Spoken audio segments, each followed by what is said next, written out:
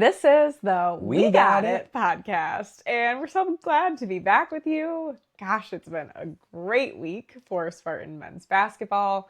It is a very exciting week coming up, and probably the best part of today's episode is not talking about the win over Purdue at Purdue or the win over Indiana at Indiana, but it's the fact that we are going to be joined by really the origins of the player that is on our t-shirts today. Mr. Jeff Kohler, Jaxon Kohler's dad, is going to be joining us for a really special Spartan seminar segment towards the second half of this episode. So please, if we're boring you in the first half, don't go away. Just skip to the end. Hopefully we will not be boring you today.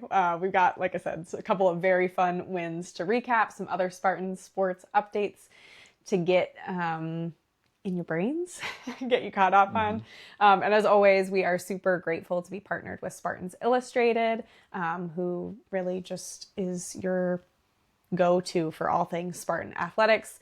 Be sure to head over to their website, spartansillustrated.com. You can find their mobile app, Spartans Illustrated, on Apple Store, Android, whatever that's called, Android Store, all the things.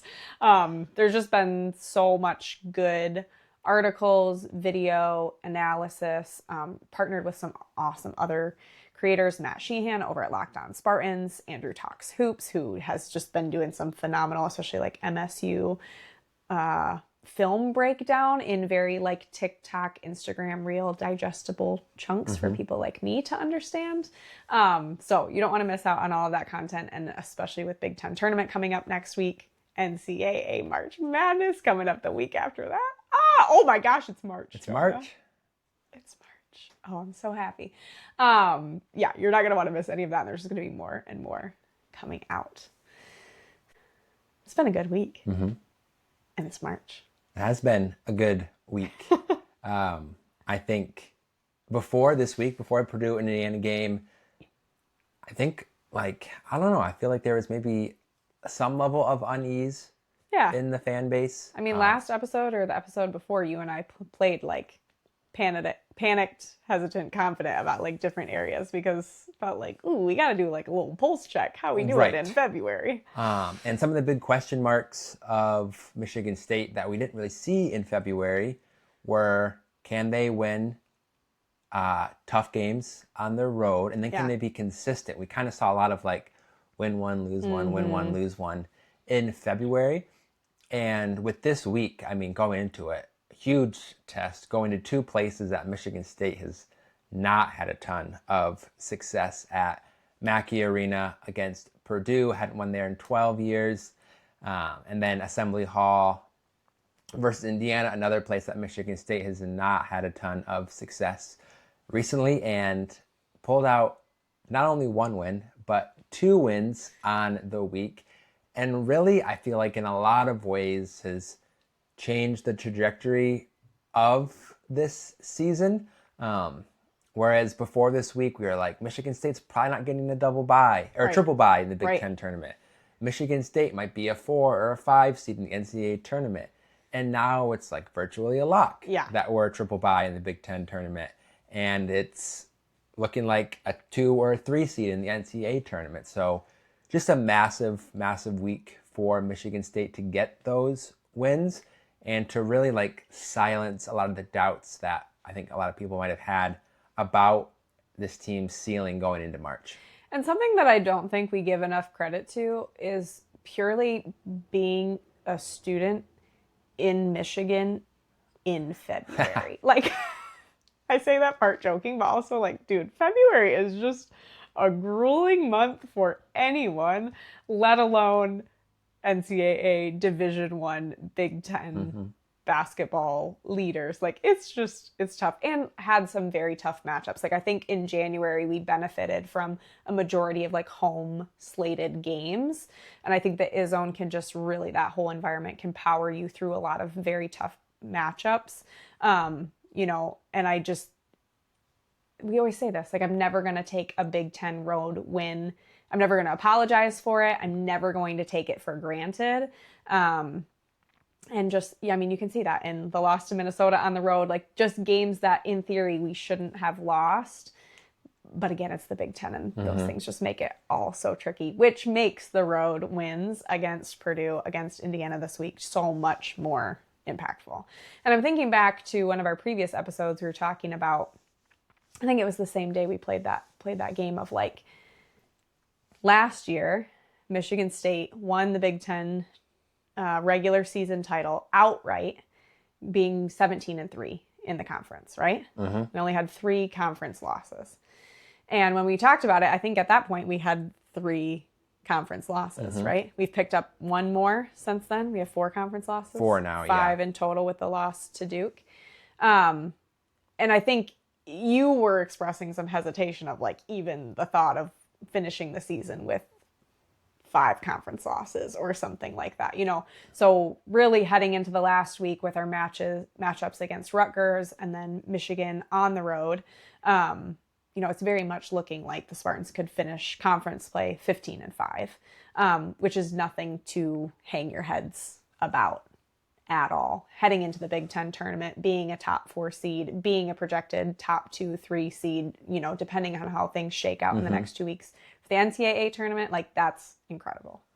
Yeah, and I think it's easy, I think, for Michigan State fans, again, to just kind of take a lot of the success for granted.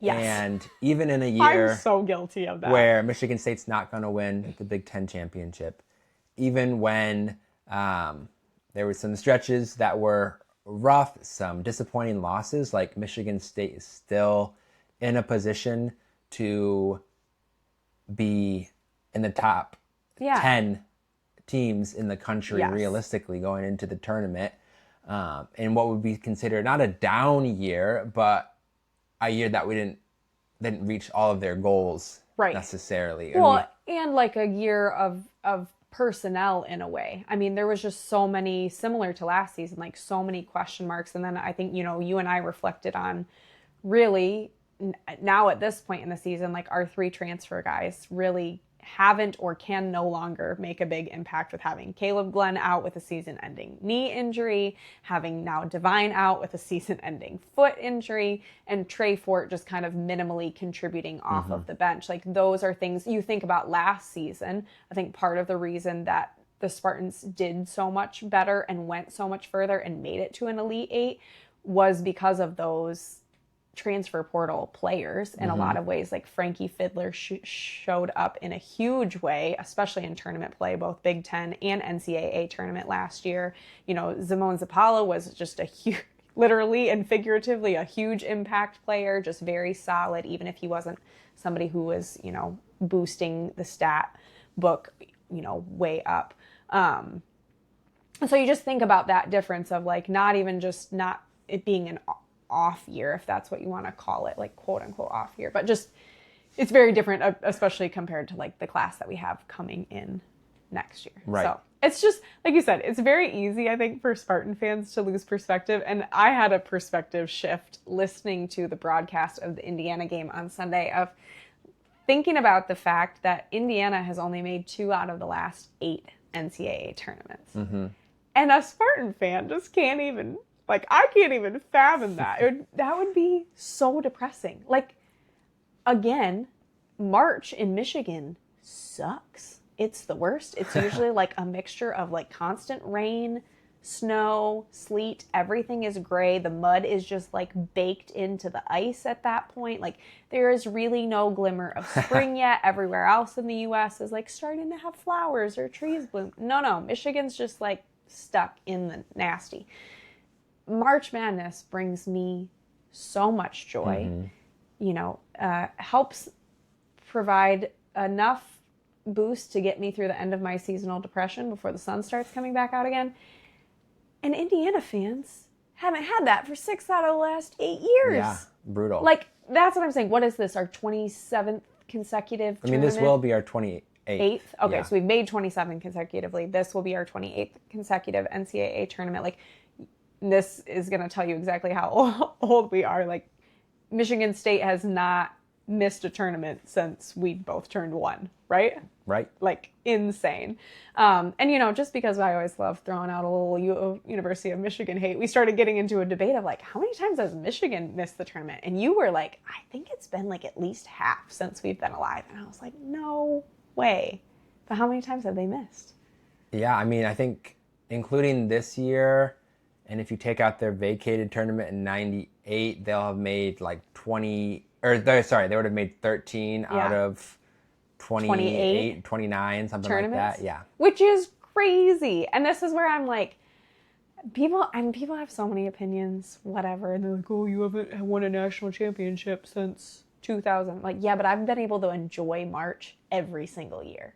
But and that's just a silly argument for Big Ten fans, because no other Big Ten fan can say that their team has won any more recently than Michigan State. Oh, that's so interesting. I've never stopped to think about that before.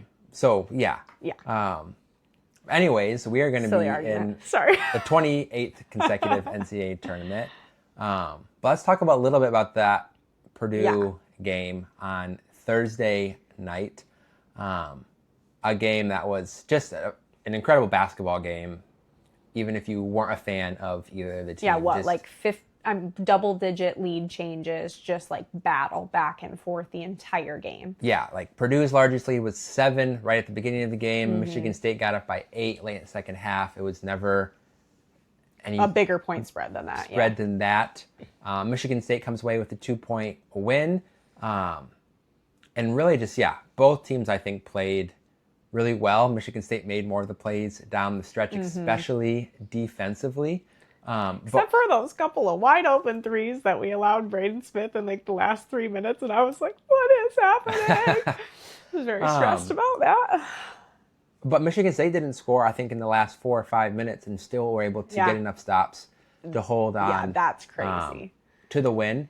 And you look at Purdue's box score in that game, and if you would have told Michigan State before this game that Purdue was going to out-rebound Michigan State, that Purdue was going to hit 12 of 25 threes, and Purdue would only have 9 turnovers, you'd be like, Michigan State just lost by 30 points. Right. But no, Michigan State was able to take immense advantage of those Purdue turnovers. They had 19 points. No, sorry. Yeah, no, we scored 19 points off of their 9 turnovers. Which is 2.1 points per turnover, which is just unfathomable amount of efficiency when it comes to converting those turnovers into points. 40 points in the paint, a lot of bench scoring.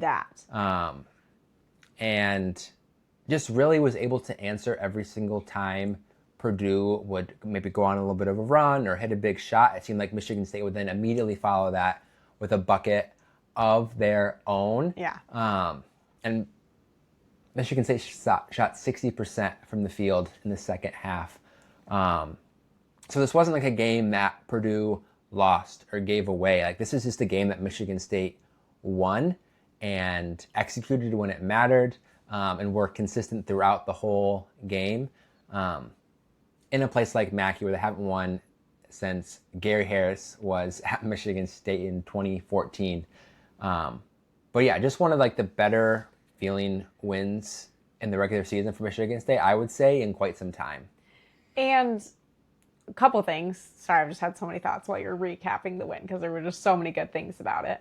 Yes, the points off of turnovers. I mean, that's Michigan State through and through, like getting the ball out and running, punishing you for your mistakes. It's classic. And it was just so good to like see that, and especially to make someone pay like that on the road. I think it's a lot easier. I don't know. I don't have any data behind this, but like I would imagine it's a lot easier to capitalize off of turnovers when you're at home. Like, you have the crowd fueling you, you have all these things, but you're fighting an uphill battle with that in general. I think the second thing that you talked about, or second thing that stuck out to me, is the points in the paint. And I remember that being like a big aspect of analysis after the Arkansas win, after the Kentucky win, after the UNC win, was the points in the paint. And I think that's something that we've seen more inconsistency in the month of February. massive. Like having 40 points in the paint, like when you have big guys who are doing what they can, they've made, I think Jaxon and Carson both made some very big adjustments since the Wisconsin game, especially. Andrew Tuck's Hoops has a great video breaking all that down. He can explain it way better than I can, and I'm totally repeating what he said because I trust him. Just like some huge just changes in the way that they are playing defense, the way that Jaxon was getting the ball out when he was getting doubled in the paint. All of those things I think really helped them to have more success inside. But also, can we just take a moment to talk about freaking Carson Cooper? Like, give that kid his C4 sandwich. Oh my gosh. He had an incredible game. Like, really just played like a beast. Yeah, and a lot of his buckets weren't necessarily in like traditional Carson Cooper fashion, where it's a pick and roll lob from Jeremy Fears. But no, it was like, hey, we're getting him into the ball in the paint, and he's scoring on his man one-on-one. And he showed a variety of ways. He had the spin my gosh, around Jacobson and the dunk. Like kind of almost like reverse wraparound slam. Right. He had the backing up Clough for some like hook shots. Yes. He had some mid-range shots. He opened shots. The game with that. And like was just like showing his full bag on display. Offensively, but then also defensively. Exactly. Too. Yeah, he just locked things up. And really was a steady presence for Michigan State. When they needed a bucket, they could go to him, and he was very efficient. I think he was 6 of 9 from the field. And this really speaks to the development and the work that Carson Cooper has put into his game, coming from a 0-star recruit out of high school to now being a vocal point for this Michigan State offense and doing it in environments against talented teams at Mackey Arena. Right. I didn't realize he was a 0-star recruit. Yeah. Like he redshirted his freshman year, right? No, he didn't redshirt his freshman year. He didn't? No. Why was I thinking that? I have all the things mixed up. Yeah, that's nuts. So also, something super cool, my brother noticed it, and I think you tracked down the video and like put them side by side or something, of the Matt Costello dunk. Yeah. What was it, 20? Probably in 2016, 2015, something like that. At the Breslin. But it's like literally frame for frame, like the exact same, like spin move around the center, reverse slam. I don't know. Maybe we can post it on our page because it was just like so fun to watch back and forth. And I didn't realize initially when you sent it that it was the Costello dunk. Like I just watched it really quick and I was like, why did you resend this? Like my dad just sent the video of Carson dunking. And then I was like, oh my gosh, these are like different videos. Yeah. It's pretty crazy. So he's taking a page out of Matt Costello's book. So great.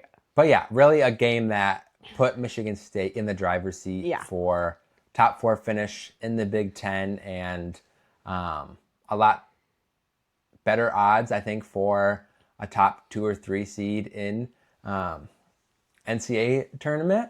But with Michigan State, as we've talked about, has shown the inability to be consistent throughout February.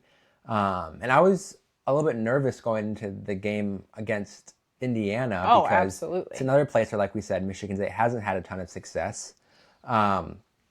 And against a team really fighting for their tournament lives. And ended up turning out one of their most, I think, efficient offensive games of the season, especially just in the half court.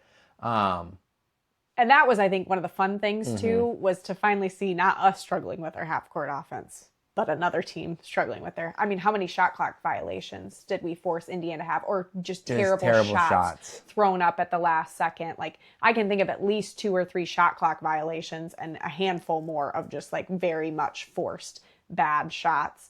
And... again, that just comes down to our defense. And there was at one point where I was just watching our defense and I was like, we literally just look like wolves stalking their play. Like all of the guys are like hunched over. They've got their heads down. Like they are just like eyes trained on their man. Like, just, you gotta feel like that's so intimidating, especially for a very tired Indiana team who had, like, no bench points through the first, like, I think the whole first half. The whole game. Maybe even. The whole game? Mm-hmm. No way. I think they had... I saw the stat pop up at the end of the first half. I actually just looked at the box score earlier today, and I think their bench only attempted, like, 1 or 2 shots the whole game. Wild.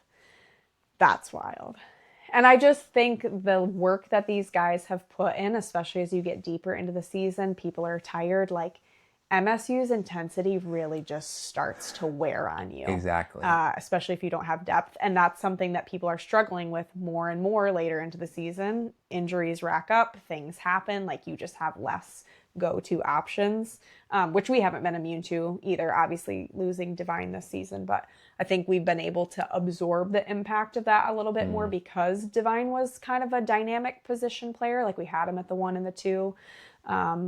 You know, all love to Denham, but I'd love to not have those minutes anymore. But I think they're going to be here to stay for a little bit. We might not see a lot of them, but anyway, so many good things to talk about from that Indiana win. I mean, Kerr Tang and I think Jaxon Kohler both shooting 75% or over from the field. Yeah, I mean, Kerr Tang with 6 of 8 from 3. Jaxon finished with 21 points. 10 rebounds. Yeah, just mental. And then Jeremy Fears also had 21 points, 9 assists. Like, everybody had good games against Indiana, really. Yeah.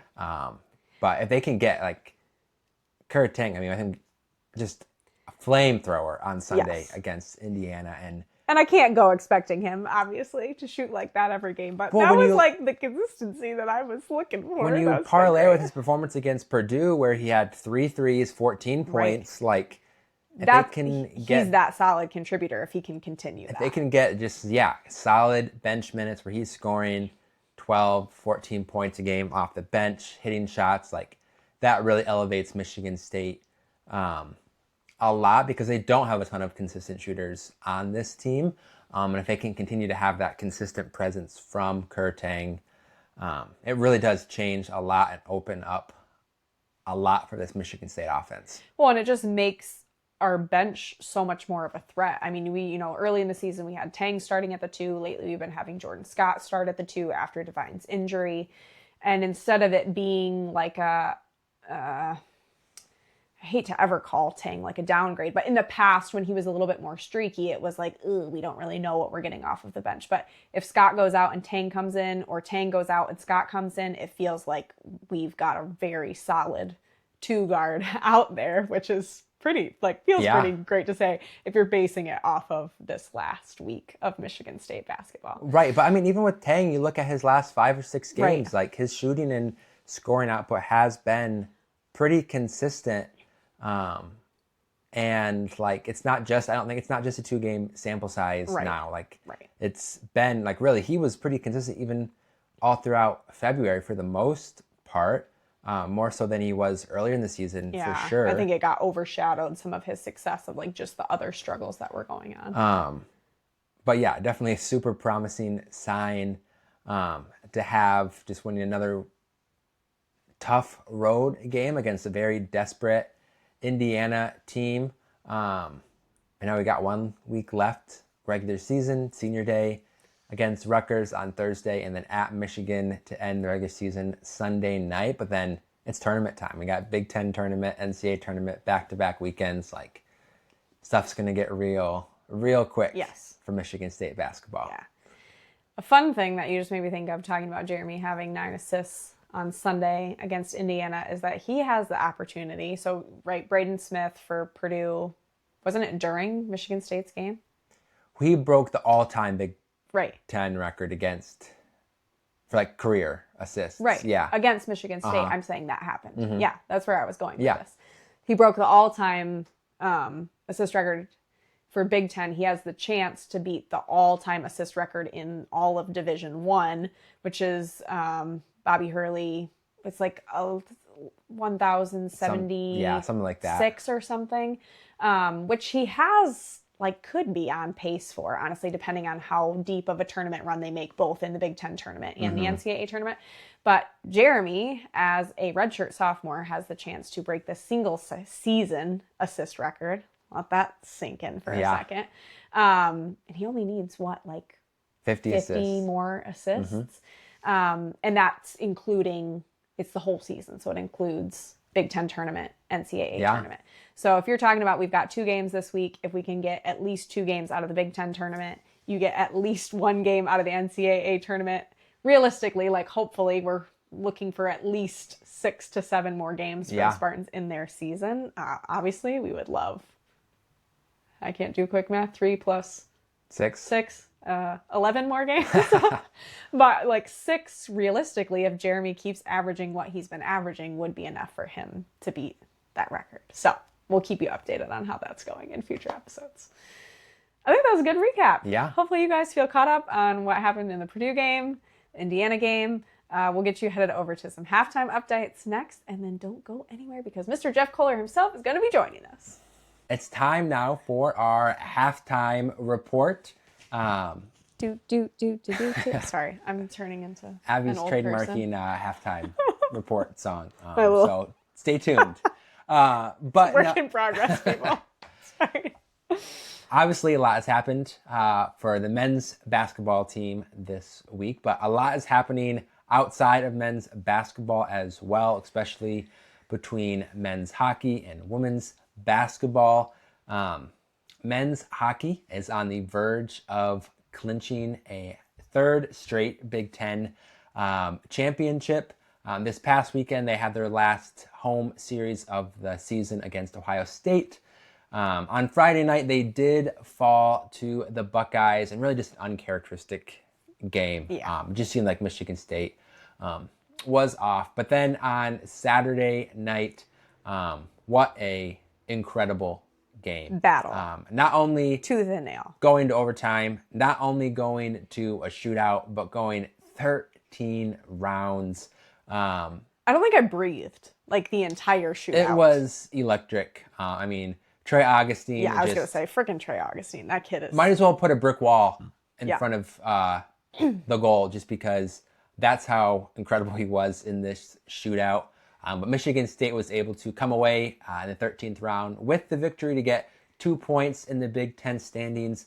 And now with 1 series remaining, they now only need 4 points to clinch the outright Big Ten championship and 3 points to clinch at least a share of the Big Ten championship. And they will head on the road to Minnesota to get to business to try to clinch a 3rd straight Big Ten championship. And if you're like me and are like, what are the points again? 3 points you get if you win in regulation. You get 2 points if you win in overtime. And you get 1 point if you make it to overtime and then lose. So essentially, Michigan State needs 1 regulation win and then at least making it to overtime in the other game, or 2 overtime wins. There's combinations.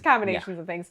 And to make your life easy, Michigan State really controls their own destiny because the next team back is U of M, and they are done playing for the season. They don't play next weekend, so it really is all up to Michigan State and being able to take on those Minnesotans. I wonder if our friends from that game are going to be there.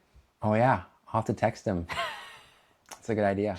If you're listening, dear Minnesotan friends, have fun this weekend, but you're going down. Women's basketball wrapped up their regular season on Sunday against Ohio State and had a hard game against the Buckeyes. The Buckeyes were shooting the lights out of the basket. I think they made 15 or 16 threes. Oh my gosh. On the night, and the Spartans unfortunately dropped that game. So they are the 7th seed in the upcoming Big Ten tournament in Indianapolis. Which their tournament takes place this upcoming weekend. Correct. Right, So the they will weekend play before the men's. Thursday night with an opponent to be determined. But even though they are a 7 seed in the Big Ten tournament, they are still very much alive for a top 4 seed in the NCAA tournament. Which just tells you, again, how insane the Big Ten is.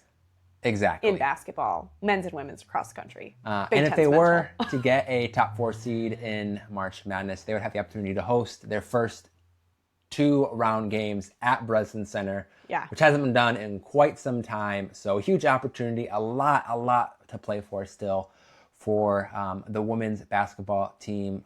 And so just like the men's team, we're gearing up for March tournament. The women's team is also gearing up for March, both Big Ten and NCAA tournaments. So you won't want to miss it. Yeah, so much to be excited about in March. I love it. Well, here we are, as we promised, Mr. Jeff Kohler, father of Jaxon. Jeff, thanks so much for joining the show tonight. We're excited to have you. No, thanks for having me. And those are great shirts you guys got on. I probably should have grabbed mine. Oh gosh, not at all. I know we have been waiting till you got on to kind of hype up the shirts a little bit. I know people who've been listening to us for a while know that we love Nudge Printing, and we have reason to love them even more because they've partnered with your son Jaxon Kohler with these awesome shirts, and I know part of the proceeds go to him as well. For anybody who's listening, if you want to get your own, it comes in a hooded sweatshirt, a crew neck sweatshirt, green and white, and t-shirts. We'll put a link to ordering it down in our episode below. Totally perfect. I mean, time. it made a huge difference because he had a pretty good game at Indiana. So we'll take it. Heck yeah, he did. I know, yeah. 21 points, 13 rebounds, really from inside, outside. Great game by Jaxon. And I know there's not a ton of those opportunities left, unfortunately. I know, like, we're getting to the point of the season in his career where, like, we don't exactly know how many games we'll get to see Jaxon left in the green and white. So curious from, like, your perspective with senior day on Thursday, just like, how are you feeling? Like, how does it feel like to have the end so near, but also still so much to happen before it's over? Oh, it's just a whirlwind of emotions. This school, this program, this coach is a tough place to play. It's for a certain caliber of individual to go there and to be there and to earn time there. It went by so fast. I'll be an absolute mess senior night, and I think with this group too, I think the coaches might as well. I think this is a group of guys that have done something that college basketball is really moving away from, and it's become transactional. And where can I get the best money, and maybe not the best situation, and everybody's doing it. And we have something that as you head into the postseason, and that nobody else really has, is you have a locker room of guys that have been together for so long, and I think that's huge. I think that's going to make it like so emotional. But at the same time, you put the last home game behind you. That is going to be rough. But I'm so excited for where this team is right now, and I've told everybody since the summer. There's something about this team that's really truly special. I think part of it is because we have that core that's been together for 3 or 4 years. That I was talking to somebody else about this too. While guys are coming in their first year and they're trying to learn plays and they're trying to learn each other's tendencies, we're working on the finer details of like chemistry, and that's such an advantage. And this team, we still have depth, not the depth that we had last year, but I like this depth better because like I feel like we're stronger in a sense, and the pieces that fit complement so well. I think that we're incredibly tough defensively, like rebounding. We have better shooting than we have last year.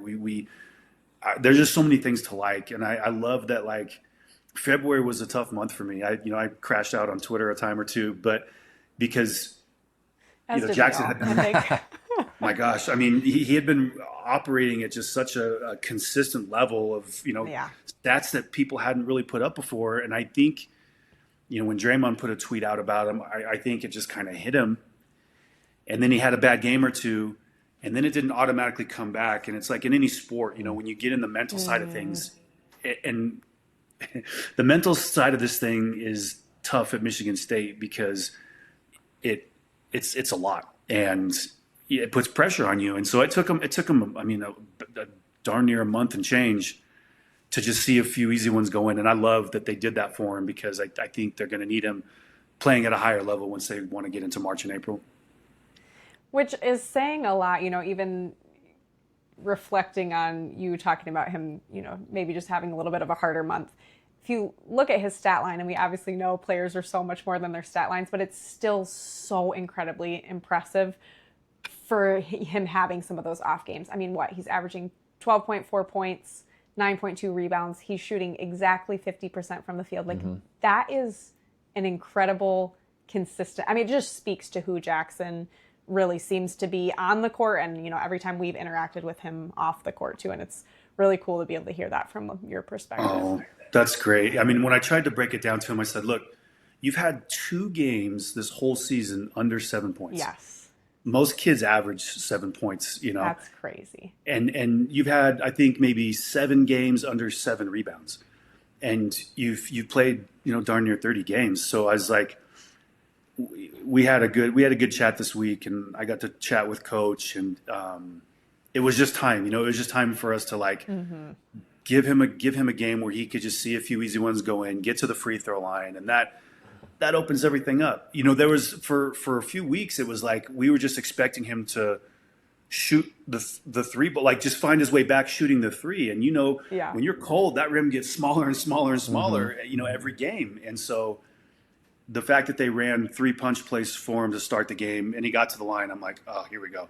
I felt so at peace. And I didn't go to that game. I didn't go to the Indiana games because I'm like, he kind of needs to figure this out. So I'm going to stay at home and be less of a distraction. but I'm just so glad he got it off his back, Yeah. Yeah, I mean, I had the same thought when he got to the free throw line so early in that Indiana game. We're like, this is a good thing for Jaxon to see a couple easy ones go. And obviously we saw how that continued the rest of the game, really from inside and outside as well. Kind of found his feel for it again, his confidence that have seen so much from Jaxon throughout his career. I'm curious, just from like your perspective, because obviously there were some cold shooting nights, maybe didn't seem like his normal self, but it really did seem like too in February that Jaxon was number 1 or at the very top of other teams' scouting reports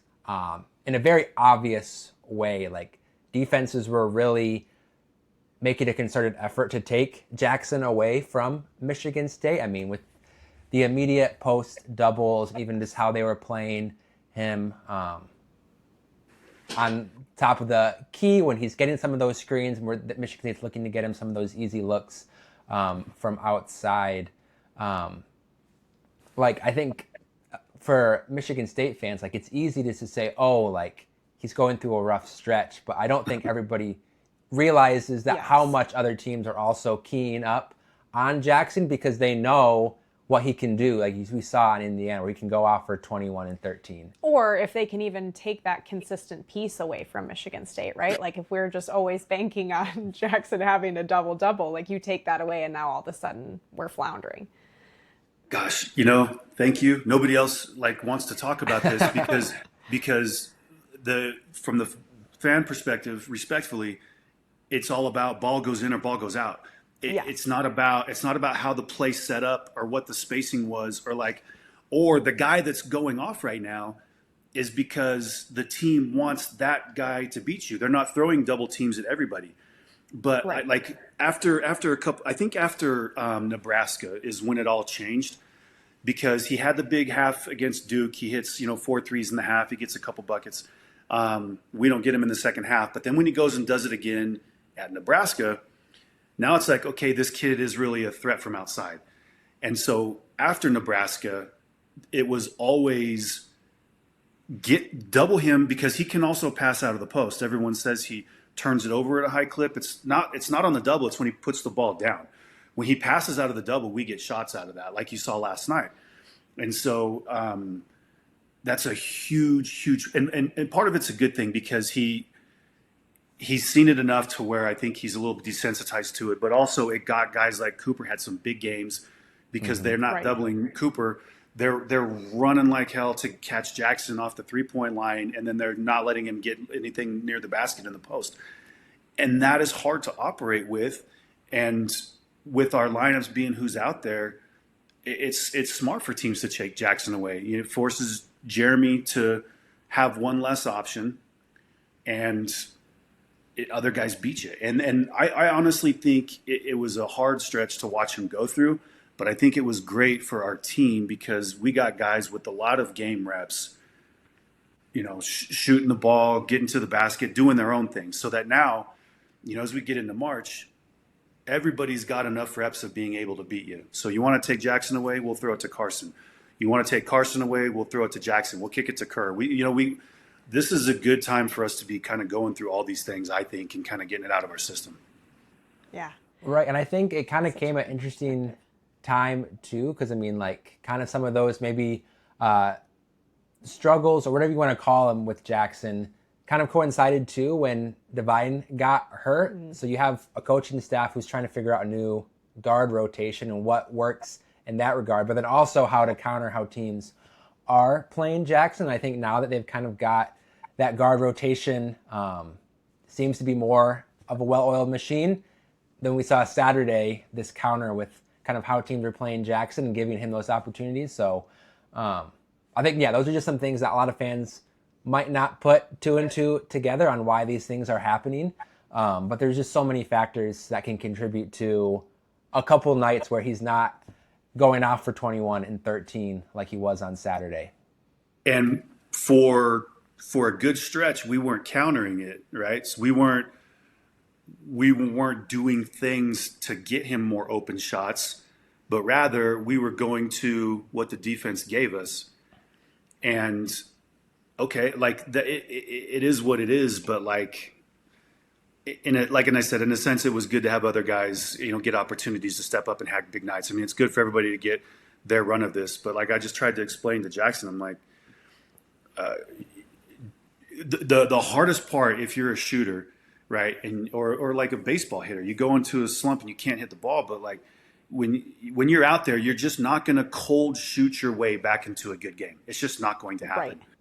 And I told him, I'm like, you're going to have to look for ways to go get it off the glass and put it back, try to get fouled. Anytime you can get to the line and watch a couple free throws go in, it changes everything. And being that was the first play of the game at Indiana, I'm like, oh, here we go. Now he's not going to be thinking about it, So that was great. I wholeheartedly agree with you about that. I think that's something that Jonah and I will disagree about, specifically related to a past game, probably until our graves, quite frankly, is that it feels impossible to shoot yourself into a better game. And we'll get into a big fight once again over the Syracuse game in 2018. But, I think there's just so many elements of that. And I think it takes one, it sounds like you've been a big voice in his life, and I'd love to come back and talk about that a little bit more. But you've referenced a couple times just the way that this team works together and these guys being at Michigan State for 3-4 years. That's just something that you're really not seeing in other programs in the country. I think it's something that you're not seeing valued, like you said, from other coaching staff.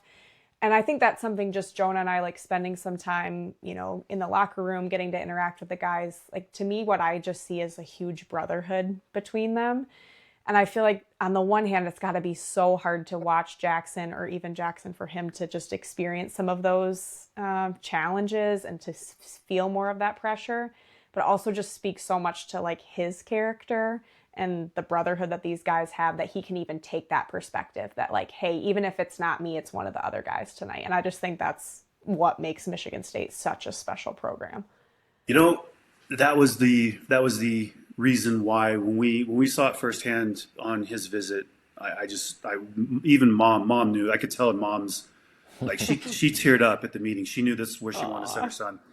And if you go back and you watch the post-game interview after the Indiana game, and he's sitting there and he's doing his, saying his interviews, and then Jeremy walks by and says Kohler bears back, and I'm not me, I'm not me without you, and then Cam is saying the same thing, and then you look at the look on his face, like he part of the mental funk that he went through is he hates to feel like he's letting his teammates Yes. down.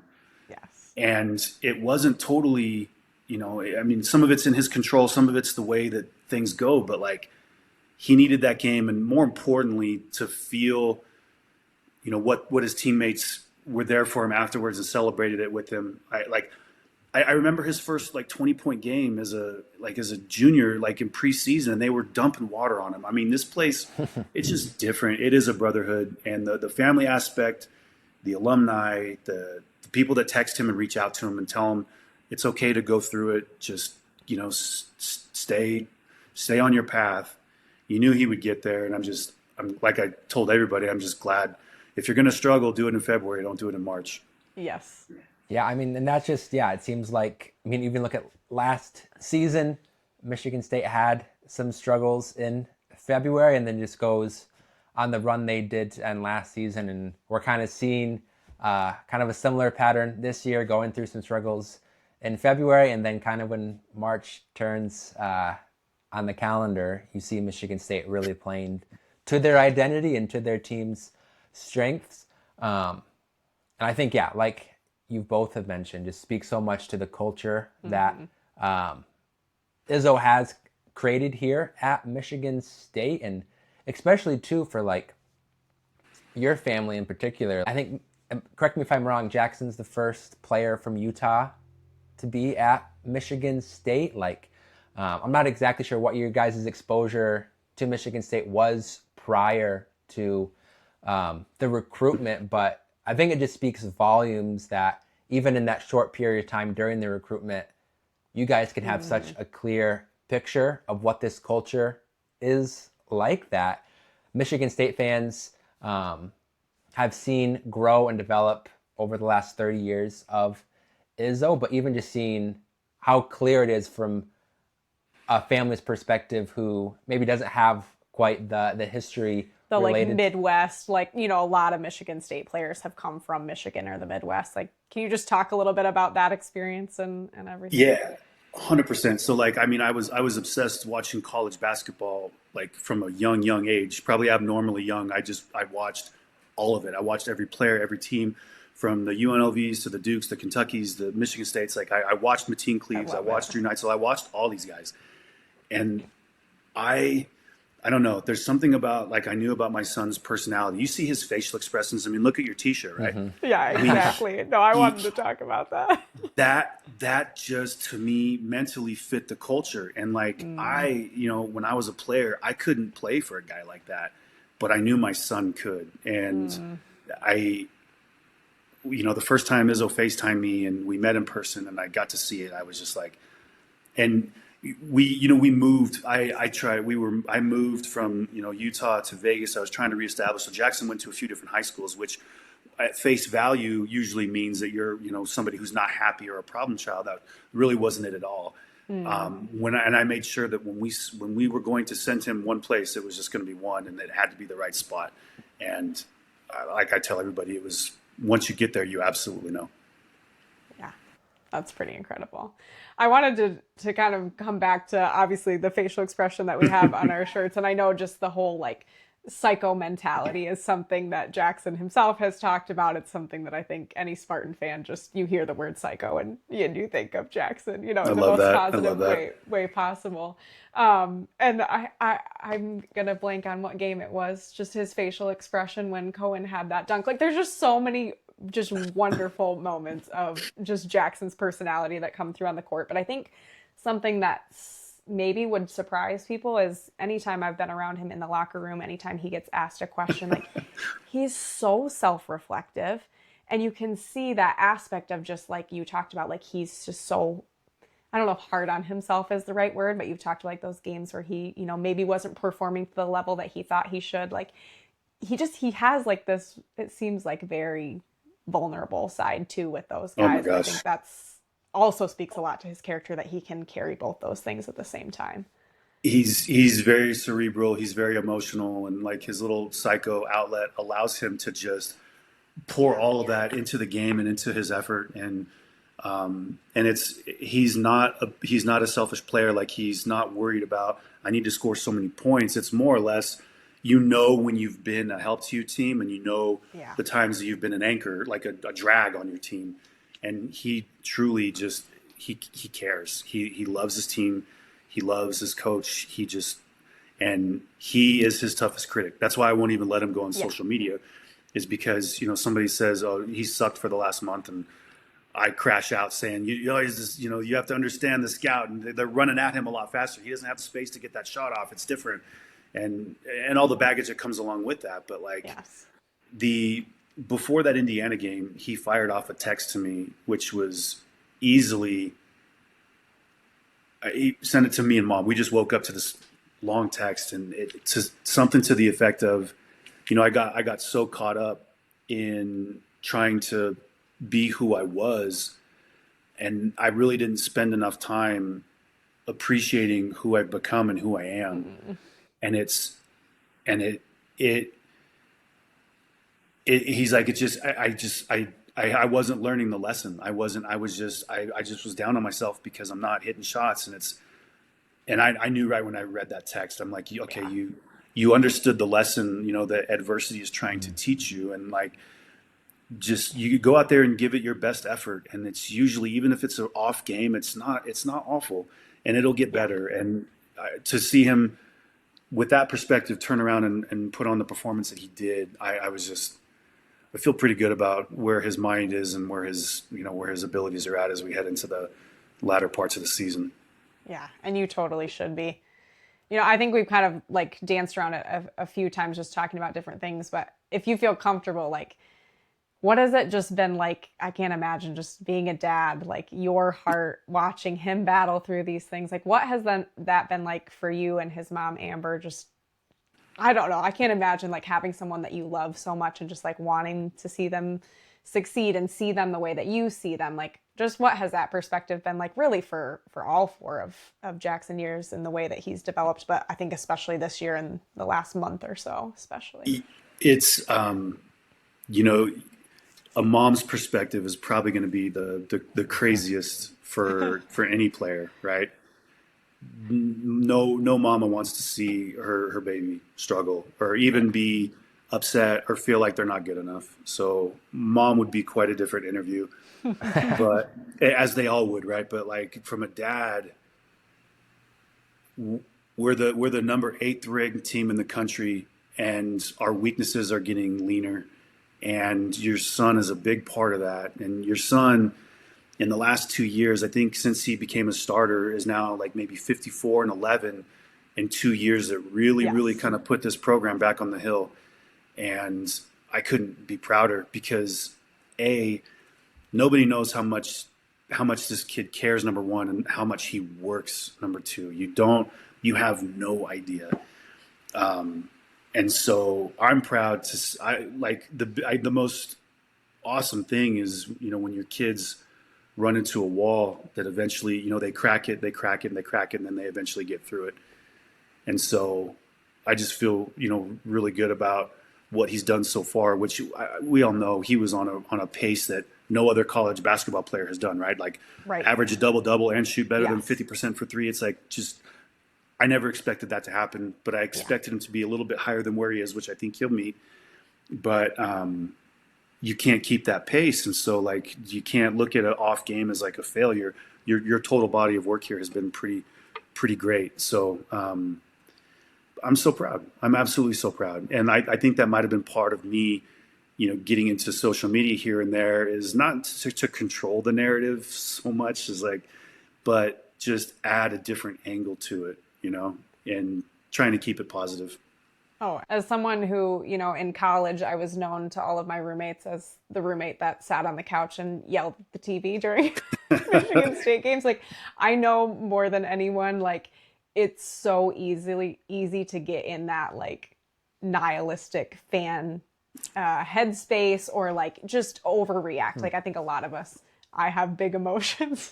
This is for sure. It's an emotional process, And quite frankly, like, people have very dumb reactions, like have these knee-jerk reactions and say things that are just stupid. And I think I would hope 90% of the time or more, like they realize that. But it's like there's still a real person on the other side of that. And like you as a dad, you're still seeing it. And I think there is an element of like, as fans, like we need to even check those knee-jerk reactions. Like, and I think that's been the coolest thing of doing this podcast is just making, these student athletes more human of like, these are athletes and students at the same time. Like they are doing, like you said, we don't even understand a glimpse of, I'm sure, what goes on in the way that Jaxon puts in work and any of the other guys on this team. And so I'm all for you crashing out on Twitter if that's the way you want to put it. Like, I think the Spartan world and really like every fan base needs more of that. And I think especially coming from someone who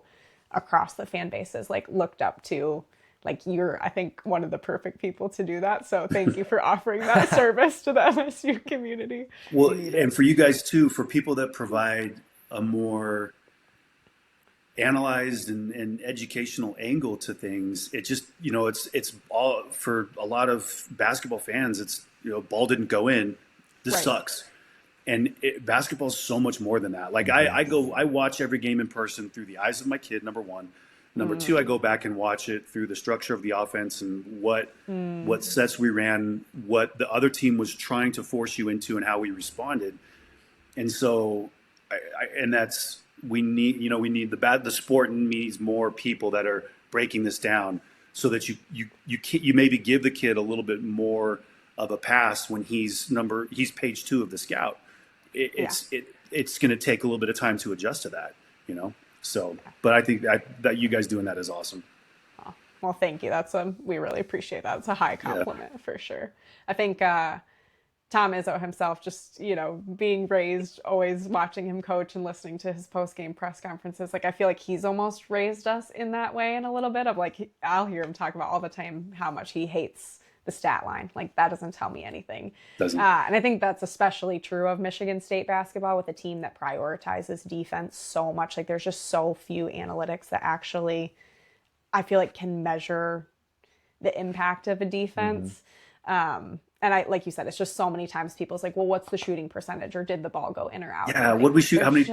Yes, exactly. There's not a stats category for how you feel Jaxon or Carson's shoulder in your chest on a box out. Yes. Like you, as a player, you get hit hard enough and you break it down a gear. You kind of are like, I'm not used to this. We don't have stat categories for a lot of the stuff that these kids are taught to do here. And that's the part I love about this place and their values and their system. And my goodness, we are going to miss this coach when he's gone, because I'm just proud that my son's a part of what's still pure about this sport. And Izzo is still able to do this at a really high level on his terms. I'm so proud that my son gets to be a part of that. Yeah, that's pretty incredible. I know you mentioned Michigan State's record over the last 2 years with Jaxon as his starter, and with a real chance of having back-to-back 30-win seasons. Obviously very much still in play, and that's something that even at Michigan State really hasn't happened a whole lot, having back-to-back 30-win seasons. And it does. It kicks back at really everything that college athletics has become, where you have these guys who have been around each other, been around Izzo and this coaching staff and this program for so long. And to see that kind of breakthrough in this modern era of still something that can lead to not just like average success, but like back-to-back 30-win seasons is not easy to do. I don't care who you are in the country. I don't care if you're Duke or Kentucky or North Carolina.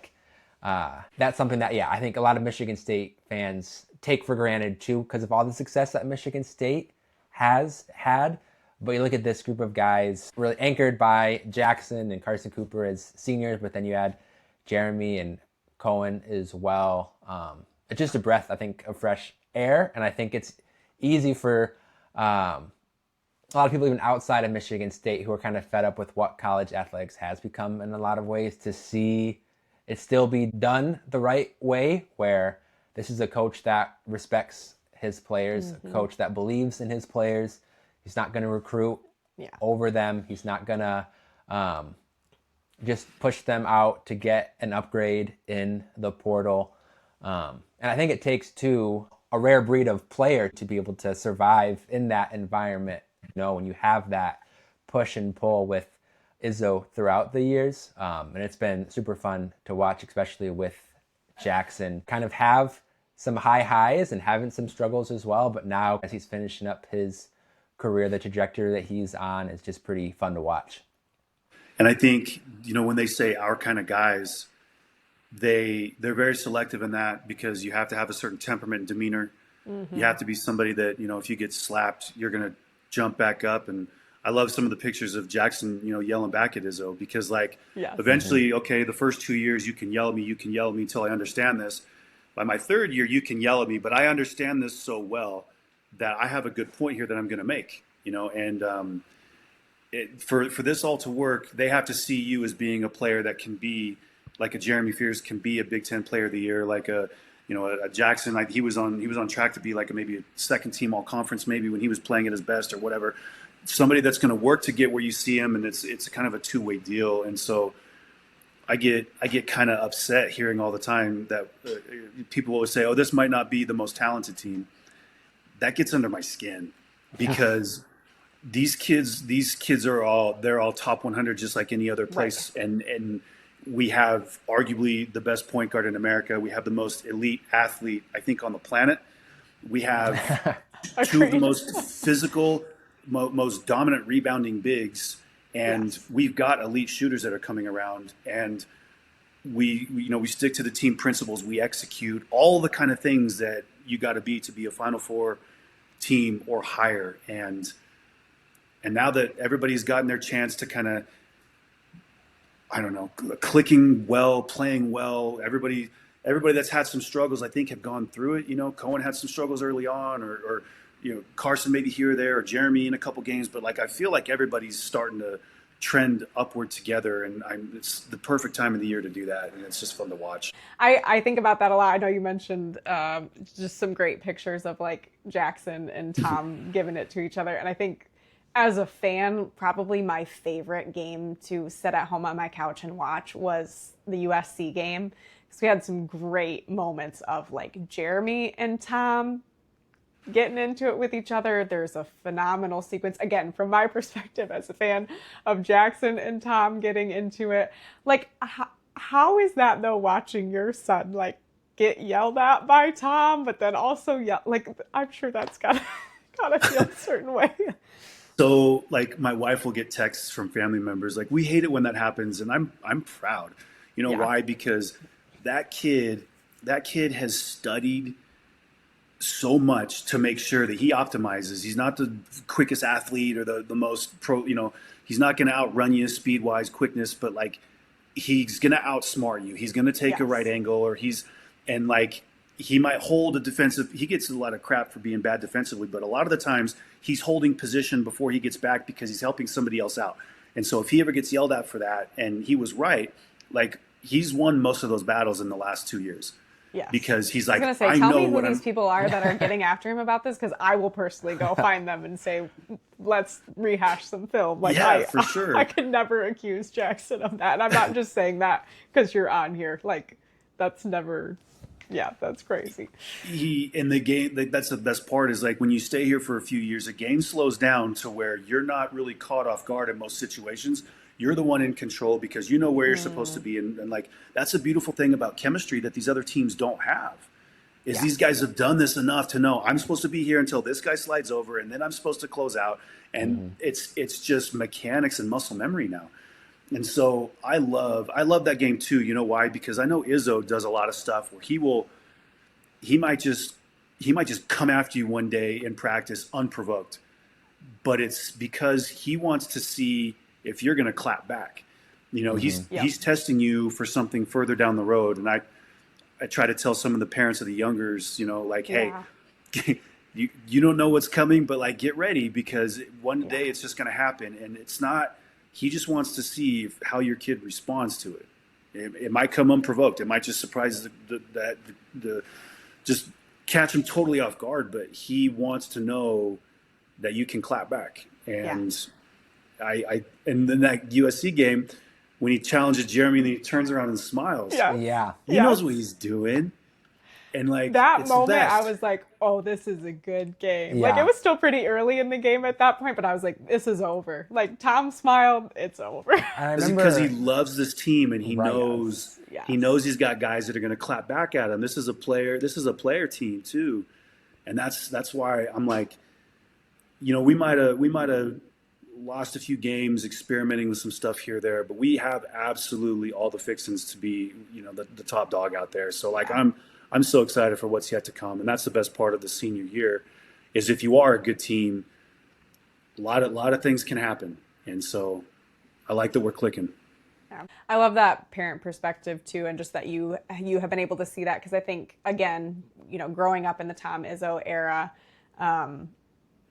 just seeing that, like, I think that's been a narrative that other, media, coaches, teams, fan bases, or whatever have tried to say. Anytime you can catch those, videos or instances of Tom, it's like, he's so hard on his players. How do any of them respect him? And it's so clear to anybody who's a Michigan State fan, like, Tom is doing that to the guys that he loves and trusts, and he's letting them talk back to him because that love and trust is there. And that smile that you talked about, I hope it's probably totally a copyright violation, but Jonah was at that game as media, and I was sitting at home on the couch, so I got to see like all the slowed down replays and stuff.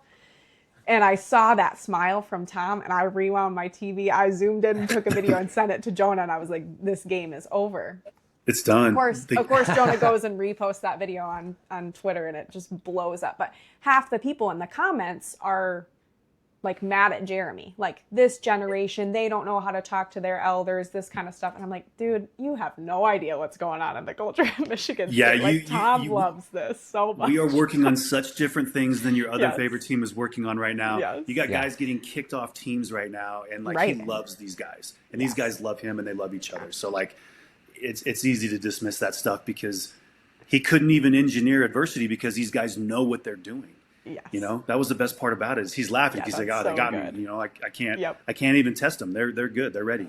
Yeah. Yeah, that's so fantastic. Oh man, well, we're probably taking up too much of your time, but it's just been so good to talk with you and just to get that perspective. And thank you so much just for your openness and sharing, and just makes me like more fired up and like appreciative of the MSU community in general. Oh, Is there for sure. anything else like you want to talk about with Jaxon, your perspective as a parent? Anything else that? I mean, I just want to reiterate that this team is so much more, I think, than it's given credit for. It might not have manifested at first, but this team is still doing things that most people didn't think they could do.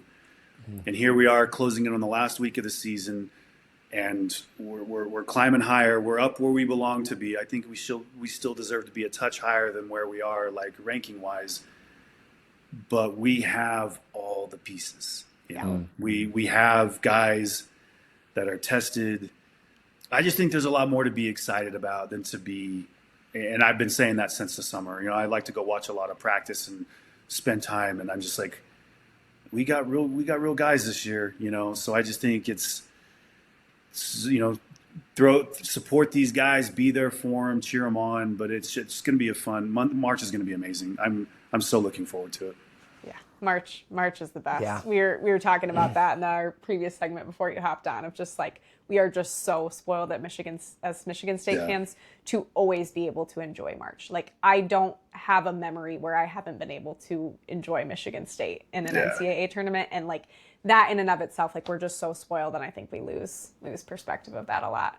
Hopefully we get to see you on the TV at the games, rocking all of your awesome custom. We didn't even get to talk about this yet. All of your custom T-shirts that you always have of Jaxon. Those are just some of my favorite things to see. Is like, what shirt is Jeff wearing tonight? Yeah, that was just a dumb thing I ran with, but it was an easy thing love to it. like. My kid gives off a lot of funny faces and stuff like that, so it made it easy. And plus, this team has so much, with Cohen doing this and that, and it's such an easy project to do that on. But now that my kids kind of had a little bit, saw a few fall in, I'm going to resume my tour of going to every single stop, and I'm going to be everywhere and out there, yelling and supporting and doing my thing. So can't wait. Oh, we're so excited, and hopefully we'll get to see you. Yeah, Maybe let's do even that. at senior night Thursday, and definitely at the Big Ten tournament. That would be For fantastic. sure. Let's do it. Absolutely. Awesome. Oh. Well, we always like to end our episodes closing out with the green and white. So I'll get us started if you want to end. Go Okay. green, Go white. go state. Thanks so much, All right. Jeff. Thanks so Yeah, much. thank you guys. Appreciate it.